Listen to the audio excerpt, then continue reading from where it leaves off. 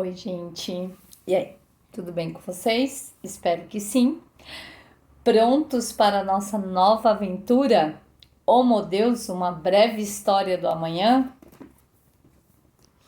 Vamos começar hoje. E já aviso, só li as primeiras 20 páginas e já tive um conflito para montar o roteiro desse vídeo. Então, a nossa aventura será muito intensa, pelo que eu vi logo no comecinho. Mas se você está chegando aqui agora e ainda não me conhece, eu sou Rosângela Carvalho e o objetivo deste canal é compartilhar conhecimento por meio da leitura. E como eu já mostrei para vocês, nossa leitura vai ser agora esta, Homo Deus, uma breve história do amanhã. E ele começa, né, a introdução, não está escrito como introdução, só está como a nova agenda humana. E essa primeira parte já tem quase 70 páginas. E como eu já disse, só li 20 e vou trazer aqui para vocês. Então, o que ele fala? Durante muito tempo, né, a humanidade tinha três questões basicamente, né? Era a guerra, a fome e as doenças. E agora, o que está acontecendo, né? Eu vou ler aqui a primeira frase que tem no livro, que eu acho muito legal, o primeiro parágrafo, né? Não a primeira frase para vocês, porque só esse comecinho eu já achei bem bacana. No despertar do terceiro milênio, a humanidade acorda, distende os membros e esfrega os olhos. Restos de algum pesadelo horrível ainda atravessam sua mente. Havia algo como arame farpado e nuvens enormes em forma de cogumelo. Ah, bem, foi apenas um sonho ruim. A humanidade vai até o banheiro, lava o rosto, examina as rugas diante do espelho, prepara uma xícara de café e abre o jornal. O que será que nos espera hoje? Então, ele traz aqui para gente, né, essas questões, né, que até um tempo atrás, essas questões eram as que mais nos assolavam, né? Como resolver o problema da fome, como resolver o problema das doenças, como resolver os problemas da guerra. Mas hoje em dia, essas questões já estão bem entre muitas aspas, tá, gente? Muitas aspas, superadas. E aí eu vou ler mais um trechinho já para vocês. Essas calamidades, de fato, acontecem cada vez com menos frequência. Pela primeira vez na história, hoje morrem mais pessoas que comeram demais do que comeram de menos. Mais pessoas morrem de velhice do que de doenças infecciosas. E mais pessoas cometem o suicídio do que as que são somadas, do que as somadas mortas por soldados, terroristas e criminosos. No início do século XXI, o ser humano médio tem muito mais probabilidade de morrer se empanturrando de fast food. Bom, aqui ele usa a marca, eu não vou falar porque eu não sei se o vídeo pode ser bloqueado, tá, gente? Mas vocês sabem, o fast food mais famoso do mundo. Do que de seca, de ebola ou no ataque da Al-Qaeda, né? Então, olha o que ele traz aqui pra gente, né? A gente tem mais probabilidade de morrer se empanturrando de comida que não nos faz bem do que de um risco imediato mesmo de doença ou de guerra. E aí ele fala, né? Ele vai se aprofundar um pouco mais em cada questão, né? Da morte, da fome, das doenças e da guerra, antes da gente prosseguir aqui a nossa leitura. Então, eu vou ler mais um trechinho para vocês. Se realmente a fome, a peste e a guerra estão sob controle, o que irá substituí-las como prioridade na agenda humana? Como bombeiros em um mundo sem incêndio, o gênero humano, no início do século XXI, deve fazer a si mesmo uma pergunta sem precedente: o que vamos fazer conosco? É um mundo saudável, próspero e harmonioso? O que vai exigir nossa atenção e nossa engenhosidade? Essa pergunta torna-se duplamente urgente em razão dos novos e imensos poderes que a biotecnologia e a tecnologia da informação estão nos oferecendo. O que vamos fazer com todo esse poder? Se vocês acompanharam, né, se vocês acompanham já este canal, eu já fiz a leitura do primeiro livro do Yuval Noah Harari, né, que eu esqueci de falar o nome do autor desse livro, que é o Sapiens, uma breve história da humanidade. E lá ele já traz essas questões dos avanços, né, biotecnológicos e tecnológicos, e fala já sobre o poder, né, do Homo sapiens que ele vem adquirindo no decorrer das últimas décadas, né? E aí o que a gente vai fazer com isso? Como que a gente vai superar toda essa questão? E aí ele vai falar um pouquinho sobre a fome. Então, após a Revolução Agrícola, o que acontece? A fome, a gente começa a plantar, então a gente começa a poder produzir mais, só que a fome ainda é uma questão, porque se você tiver um ano de chuva ou de seca, você pode passar fome, porque a sua produção pode ir toda por água abaixo, né? Você pode ficar sem produção. E aí ele vai falar sobre uma fome que teve na França em 1694, então eu já vou ler para vocês. Tem vários trechinhos, gente, porque eu fico lendo e pensando o que eu vou falar para vocês, o que eu vou destacar. E aí eu fico nessa dúvida, nessa angústia e acabei trazendo nesse primeiro capítulo vários trechinhos. Então, e essa é daquelas cenas que eu falo para vocês que a gente visualiza, nesse caso não é agradável, tá? Dá um certo nervoso, mas é importante a gente se teletransportar para essa época e perceber que não só nós, nos dias de hoje, passamos por muitas dificuldades, mas como as pessoas já passaram também. Em abril de 1694, um funcionário do governo francês na cidade de Beauvais descreveu o impacto da fome e dos cada vez mais elevados preços da comida. O distrito todo estava tomado por um número infinito de pobres almas debilitadas pela fome e pela miséria, cuja morte era provocada pela carência total, porque, não tendo trabalho ou ocupação, não dispunham de dinheiro para comprar pão. Buscando prolongar um pouco mais suas vidas, de algum modo matar a fome, esses desvalidos começam a comer coisas tão impuras como gatos e carne de cavalo esfolados e atirados aos montes de esterco. Outros consumiam o sangue que escorria das vacas e dos bois quando abatidos, e os restos que os cozinheiros jogam nas ruas. Outros pobres miseráveis comiam urtigas e ervas, ou raízes e gramas, as quais ferviam na água. Essa é a fala lá do funcionário francês nessa época. Cenas semelhantes ocorriam por toda a França. Temperaturas ruins haviam arruinado as colheitas em todo o reino nos 2 anos anteriores, de modo que na primavera de 1694 os celeiros estavam completamente vazios. Então, é muito triste isso, né? E aí, o que o autor traz aqui pra gente? Que agora a fome, ela não é mais uma questão natural, né? Então, as populações até, elas rezavam, elas pediam aos deuses, à natureza, que a colheita fosse farta, tudo, e nem sempre isso acontecia. E nos dias de hoje, a gente já resolveu essa questão da produção alimentar. Então, a gente tem sim, né? Se vocês quiserem ver um pouco mais sobre isso, a gente tem lá no livro A Abundância, falando sobre a questão da fome, e no próprio livro do Homo Sapiens, que também fala sobre a Revolução Agrícola e como isso foi se evoluindo no tempo, né?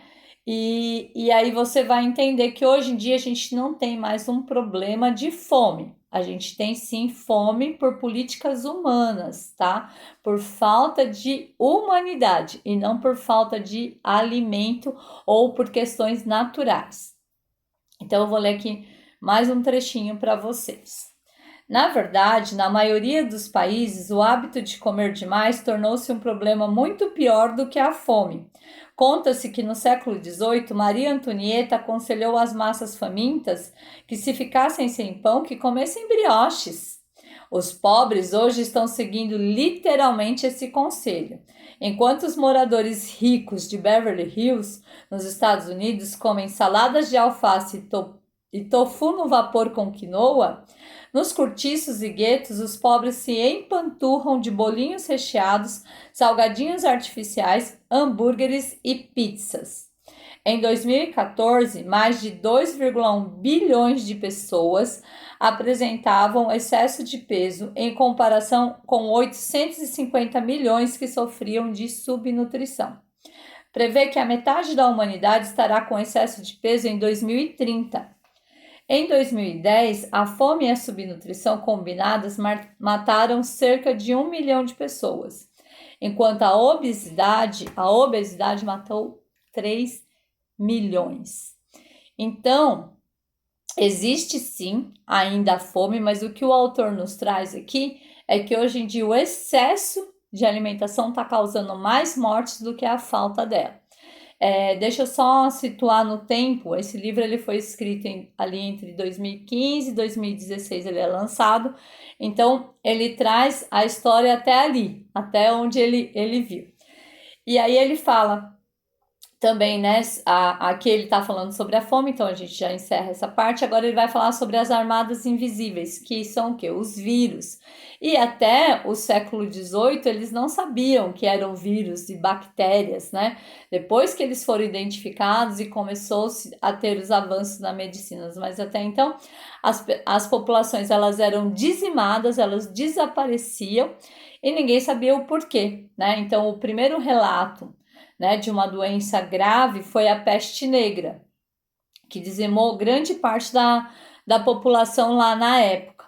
E também a varíola, e aí ele traz vários outros exemplos de doenças, e não só essa questão das doenças infecciosas, né, serem facilmente transmitidas e dizimar populações, como o avanço, né, das explorações que a gente viu lá no Sapiens, né, na breve história da humanidade, porque eles chegavam com doenças de que os nativos não tinham imunidade. Então, populações foram exterminadas até 90% por conta dessas doenças que chegavam com os navios e a gente aqui não tinha ainda anticorpos, né? Assim aconteceu com os indígenas também. E eu vou ler com os indígenas, com os índios, né? Também. Eu vou ler mais um trechinho para vocês.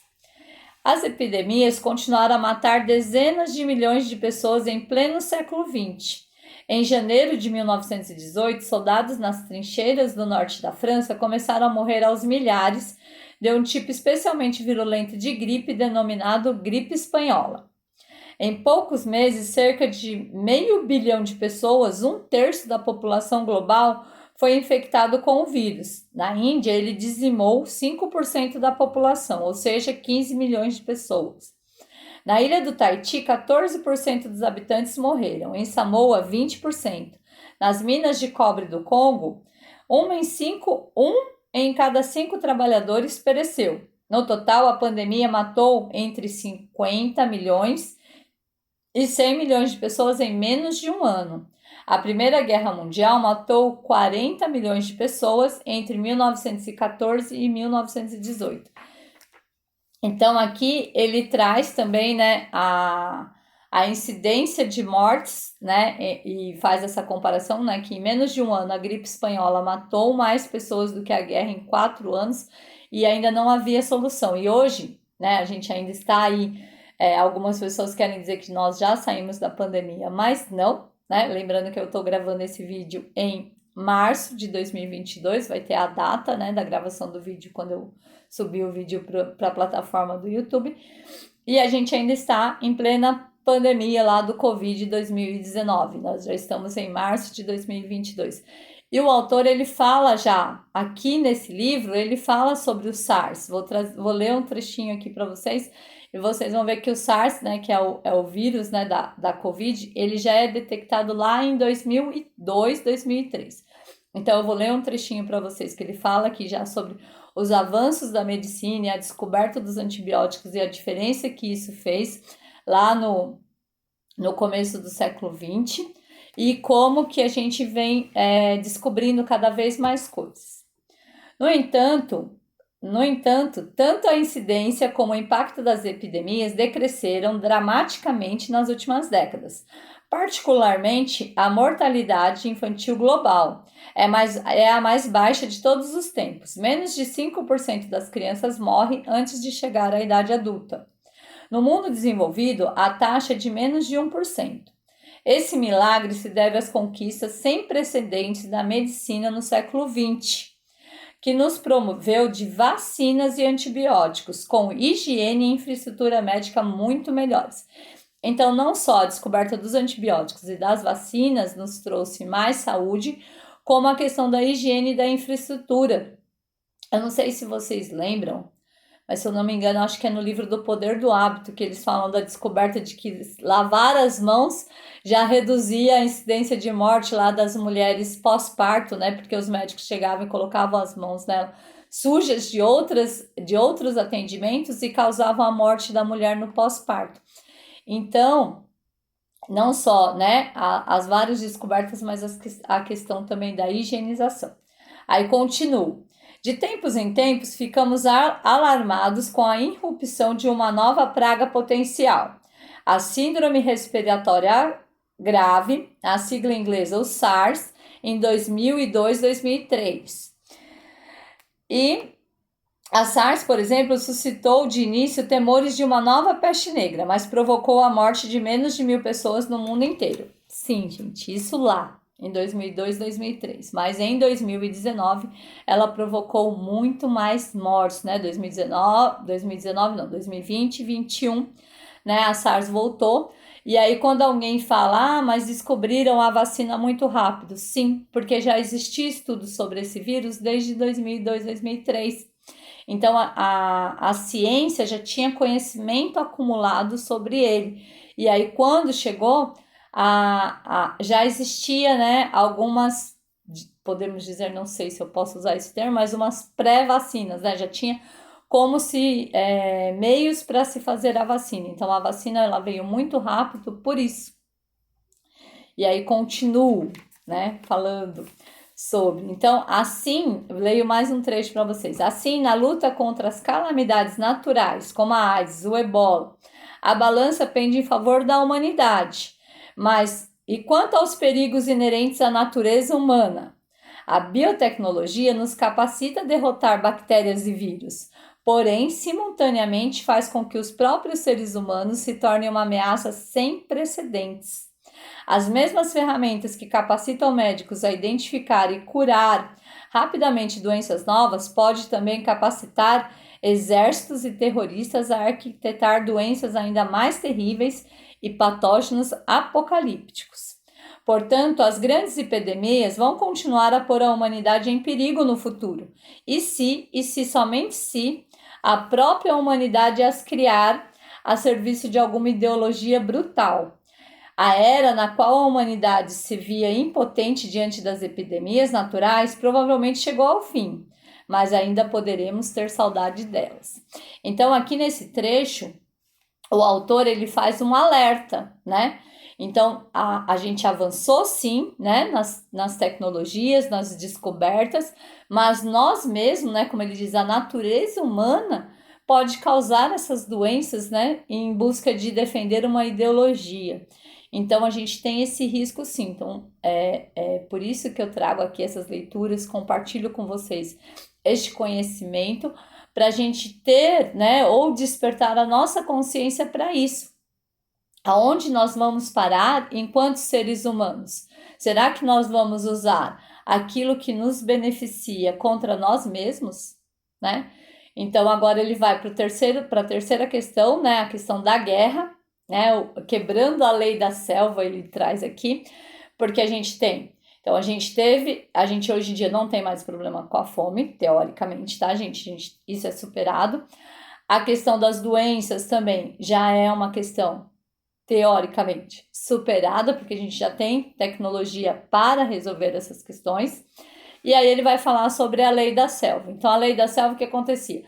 Há séculos atrás, né, ou décadas atrás, porque a última guerra mundial foi aí há cerca de 70 anos atrás, né, um pouquinho mais de 70 anos atrás, qualquer país no mundo, ele estava a todo momento em alerta. Ele poderia estar em paz hoje e em guerra amanhã. Então, essa era a lei da selva. Eu podia invadir o seu território e conquistar o seu povo se eu achasse que aquilo era necessário, se eu achasse que era bom para mim, né? No caso, se eu fosse um imperador aí conquistando terras e territórios, né? Então, os impérios romanos, o império persa, então eles foram avançando, isso a gente viu lá na leitura dos Sapiens. Então, se você quiser, antes de acompanhar a leitura do Homo Deus, e lá nos vídeos do Sapiens, acompanhar a leitura dos Sapiens, uma breve história da humanidade, vai te ajudar a compreender algumas coisas que o autor traz nesse livro.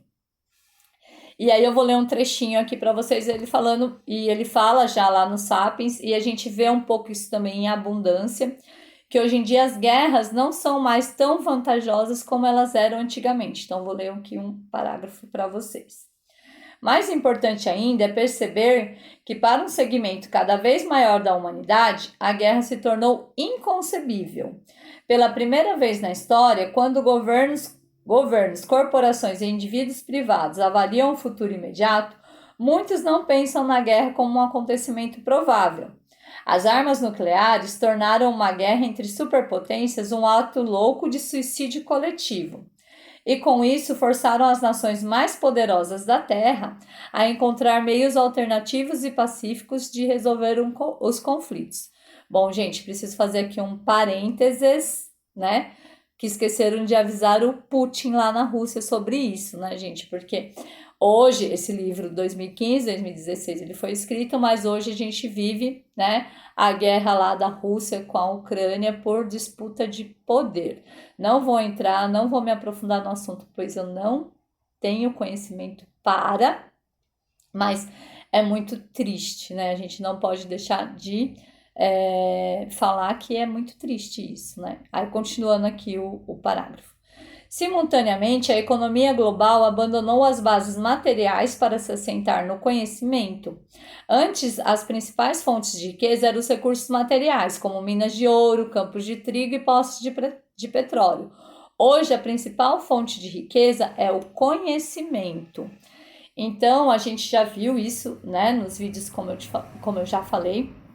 Então, hoje em dia, a maior riqueza de um país é o conhecimento.